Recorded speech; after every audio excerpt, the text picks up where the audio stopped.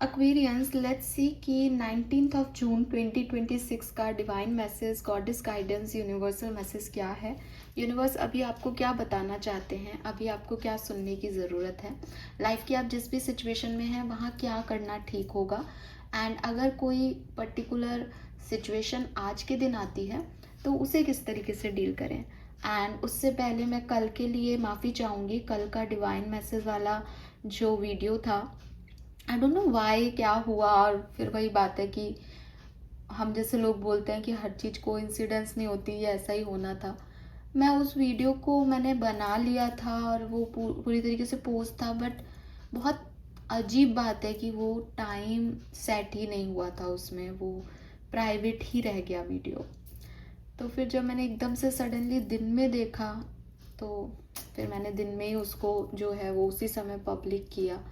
लेकिन मतलब नहीं मिलना था क्या था, लेकिन बहुत पॉजिटिव था पता है कल का मैसेज। बट वो शायद नहीं मिलना था लोगों को मॉर्निंग में, तो वो मिला ही नहीं, वो गया ही नहीं कल के दिन। मतलब मैंने शायद 1:30-2 बजे के आसपास उसको ऑन एयर किया है।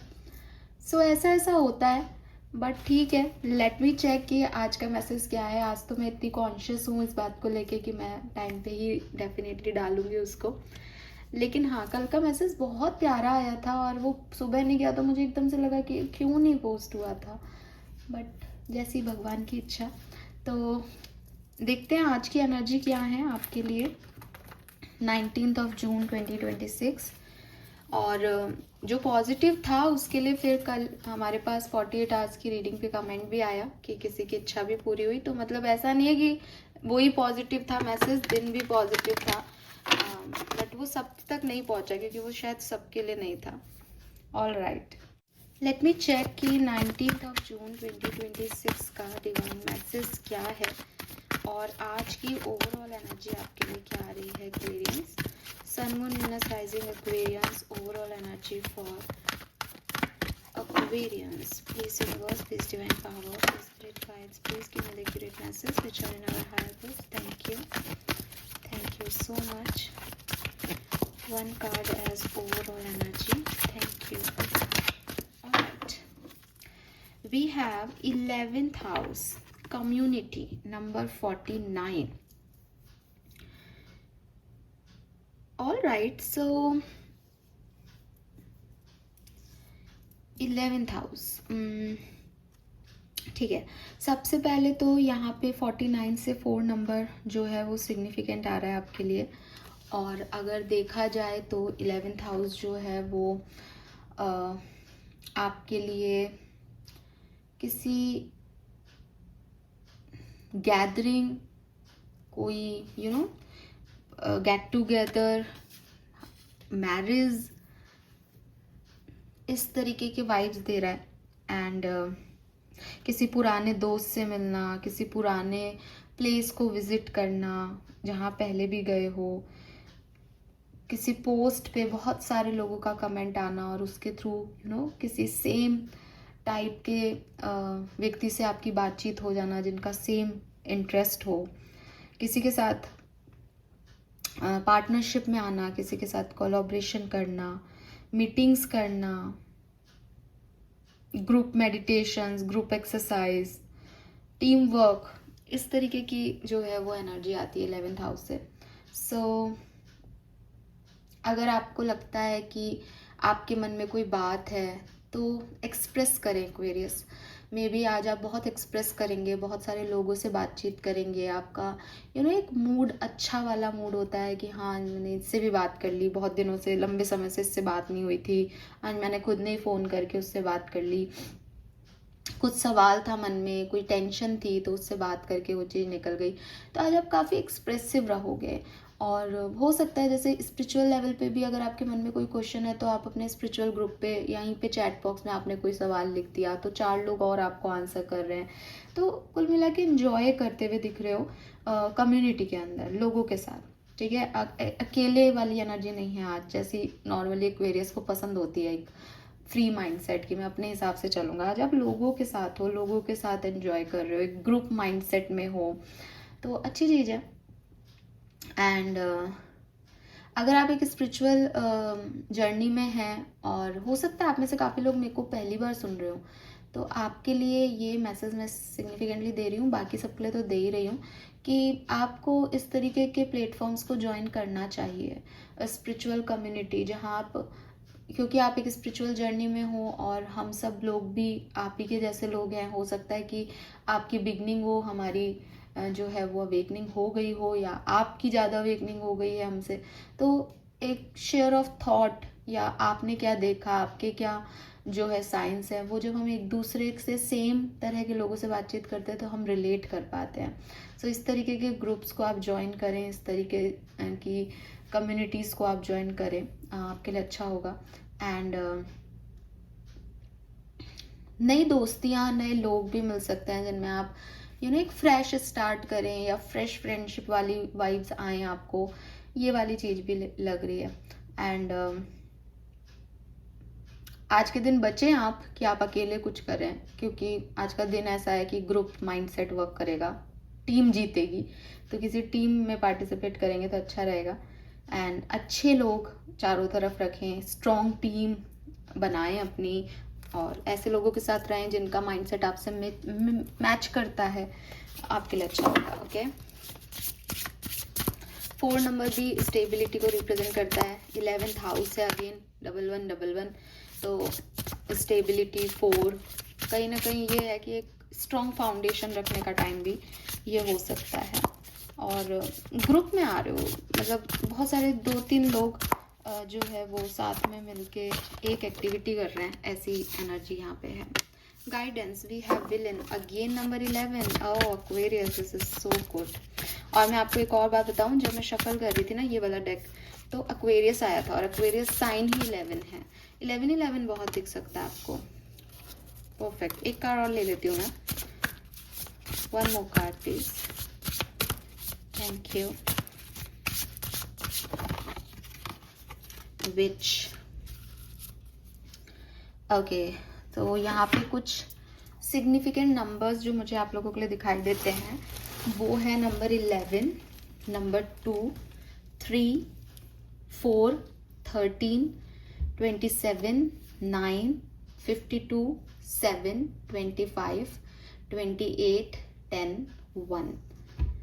हाँ, एंड हाँ, डन, 25 1 बोल दिया। सो ये नंबर जो है वो सिग्निफिकेंट आ रहे हैं। कलर ऑफ द डे की अगर मैं बात करूँ, इट रेड कलर, और मतलब फ्राइडे है, आप अगर रेड पहने तो बहुत अच्छा रहेगा आपके लिए। मतलब अगर आपको रेड सूट करता है, तो रेड का प्रॉब्लम ये होता है कि अगर आप मांगलिक हो, या आपको कोई कोई और ग्रह दोष है, जिसमें कई लोगों को रेड पहनने से थोड़ा एक्शन उनकी लाइफ में ज़्यादा हो जाता है, वो तो ट्रिगर जल्दी हो जाते हैं, इम्पल्सिव हो जाते हैं। मंगल स्पेशली उनको अगर ख़राब रिजल्ट्स दे रहा है, तो वो रेड उनके ऊपर थोड़ा सा हावी हो सकता है, तो तब बचें। Otherwise red is fully in for today, बहुत प्यारा रहेगा आपके लिए। फ्राइडे है और मुझे इतना प्यारा लग रहा है, बहुत सुंदर सुंदर सी एनर्जी आ रही है। ओके, मैसेज क्या है, यूनिवर्स आपको क्या कह रहे हैं? देखो, सबसे पहले तो आपको अपनी फिजिकल बॉडी की जो है वो नीड्स का प्रॉपर ध्यान रखना है। मे बी अगर आप फटीग फील कर रहे हो, आपको थकान हो रही है, आपका कुछ करने का मन नहीं कर रहा, आपको स्टमक पेन हो रहा है, आपको लेग पेन हो रहा है, आपकी बॉडी, फिजिकल बॉडी आपको जो है अच्छा फील नहीं करा रही, तो ट्रस्ट मी, जब बहुत ज़्यादा मेंटली हम परेशान होते हैं तो फिजिकल साइन दिखाई देते हैं, तो हम उन्हें इग्नोर नहीं कर सकते कि साहब मेरी ब्लड रिपोर्ट ठीक है, तो अब टेंशन तो है ही नहीं, अब जो है होगा यार, कुछ लेटे रहते हैं या छोड़ देते हैं, इस तरीके की चीज़ें नहीं करें। अगर आपकी मेडिकल रिपोर्ट्स ठीक है, इट मीन्स कि आपकी बॉडी चाहती है कि आप उसको दूसरे तरीके से डील करें। आप एक्सरसाइजेस करें, आप डाइट मैनेजमेंट, डाइट कंट्रोल करें, आप एक रूटीन मेंटेन करें अपने दिन भर का, क्योंकि ये आपकी बॉडी की नीड है। मतलब आपकी बॉडी भी आपको साइन देती है। हमेशा आपको नेचर में या यूनिवर्स में साइन ढूंढने की ज़रूरत नहीं होती। कभी कभी बहुत आसानी से हमें साइन मिलते हैं कि हम किसी काम के लिए जा रहे हैं, लेकिन हमारा स्टमक अपसेट हो रहा है, बार बार हमको ऐसा अनईजी लग रहा है stomach wise, it's a sign कि शायद वो काम में आपको कोई ध्यान रखना है या वो काम नहीं करना चाहिए। तो अपनी बॉडी के फिजिकल साइंस को भी पहचानें। इस पर्टिकुलर टाइम पे भी आपको कुछ इस तरीके के साइन आपकी बॉडी दे रही है। अगर आप सब कुछ समझदारी से डील कर चुके हैं तो आपको चाहिए कि आप थोड़ा सा रिलैक्स हो, थोड़ा सा अपनी बॉडी को रिलैक्स करें। शायद वो बहुत थकी हुई है और आप उसको ज़बरदस्ती ना बोझ की तरह ये भी करना है वो भी करना है करके काम कर रहे हो। तो रिलैक्सेशन दें अपनी बॉडी को। अगर स्टमक आपका अपसेट हो रहा है तो अगेन आप सोलर प्लेक्सस चक्रा मेडिटेशन करें। आप डाइट अच्छी लें, फाइबर्स खाएं ताकि कोई कॉन्स्टिपेशन एसिडिटी की प्रॉब्लम नहीं रहे। और अगर आपको ऐसा लगता है कि नहीं बहुत लंबे समय से है तो मेडिकल हेल्प लें, आप इग्नोर नहीं करें।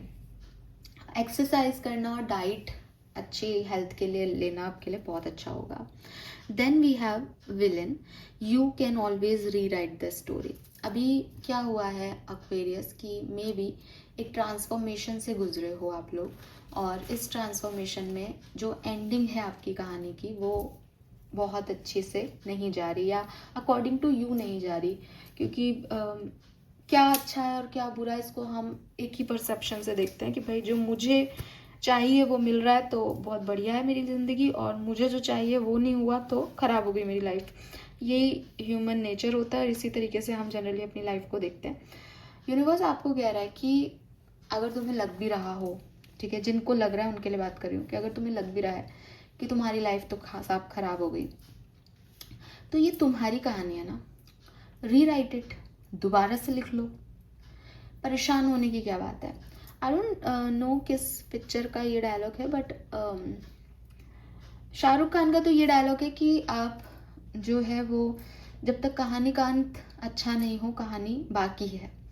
लेकिन एक और मूवी का डायलॉग है कि ये तुम्हारी कहानी है तो तुम लिखो इस कहानी को, मुझसे क्यों पूछ रहे हो। तमाशा तमाशा का डायलॉग है ये। तो वही चीज़ मैं आपको कह रही हूँ कि वेट करने से या शायद सब ठीक हो जाएगा से अच्छा है कि आप खुद लिखें इस कहानी को दोबारा। अगर आपको लगता है कि सेम किरदारों के बीच में ये कहानी लिखी जा सकती है दोबारा, डू इट, एक्शन लें, दोबारा से काम करें अपनी कहानी पे। अगर आपको लगता है कि नहीं वो किरदार ही चले गए जिनके साथ ये कहानी लिखनी थी, तो भी आप अभी हो, आपकी कहानी है। मेन कैरेक्टर जब तक हीरो है हीरोइन है, फिर साइड कैरेक्टर्स के क्या मतलब। तो आप ऐसी पिक्चर बना सकते हो ना जिसमें आप मेन कैरेक्टर हो और आपने फिर से एक कहानी जो है अपनी सुंदर कहानी बना ली। तो हमेशा आप अपने लिए कहानी लिख सकते हो। एक्वेरियस इज जस्ट आपके माइंडसेट का फेयर है। एक शंख टूटता भी है तो भी वो बहुत खूबसूरत आवाज़ करता है।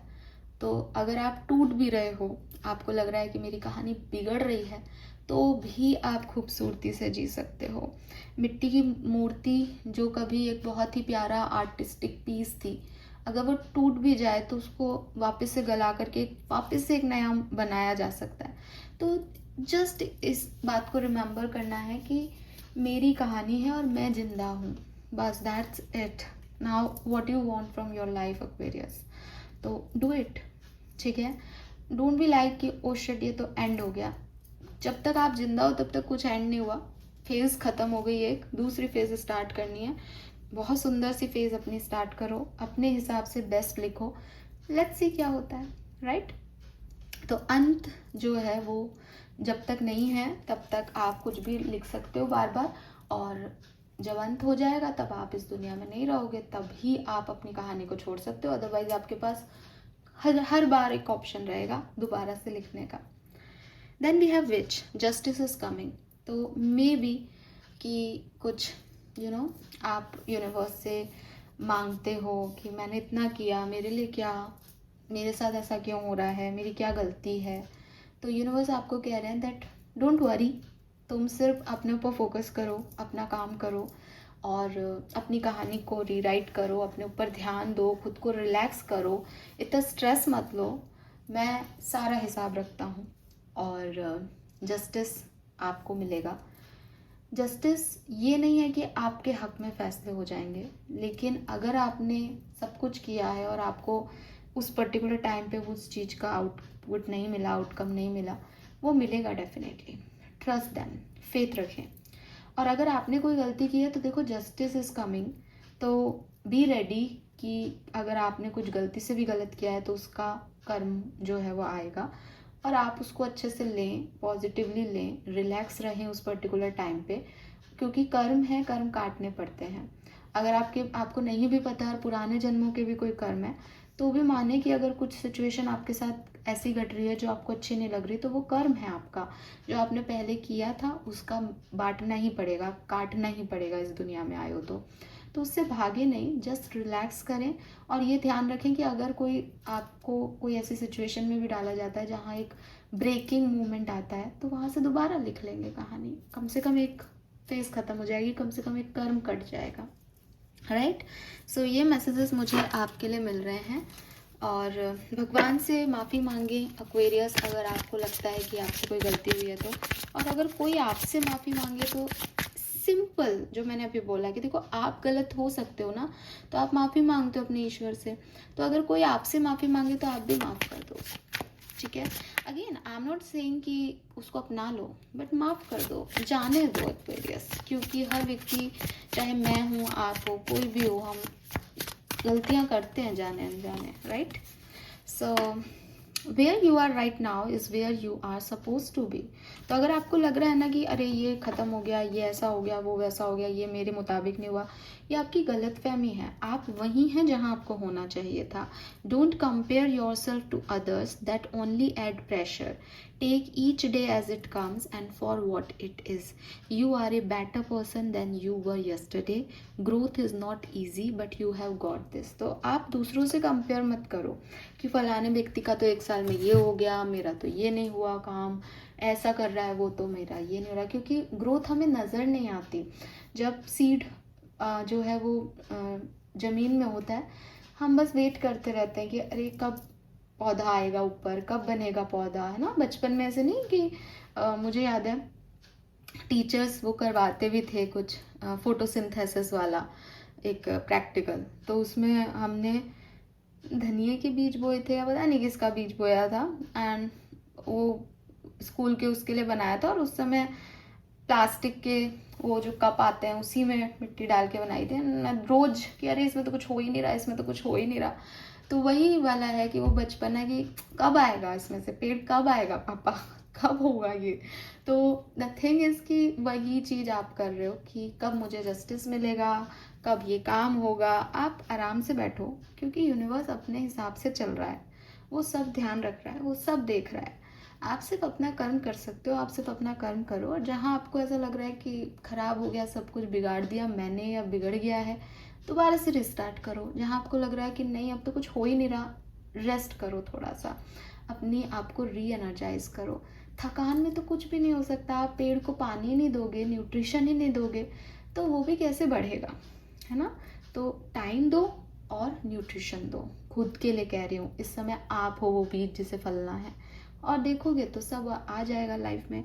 तो ग्रोथ जो है वो आसान नहीं है, लेकिन आप कर रहे हो और हो भी रही है ग्रोथ। ज़रूरी नहीं है कि आपको दिखे बहुत बड़ी ग्रोथ, एक टाइम पे वो बाहर आएगा जब मिट्टी से, तो आपको दिखाई भी दे जाएगी ग्रोथ कि हाँ मैं ये हो गया, या मेरे अंदर ये ग्रोथ हो गई, right. So this is all for you. Thank you so much मुझे सुनने के लिए। चैनल को लाइक और सब्सक्राइब कीजिएगा। Bye bye.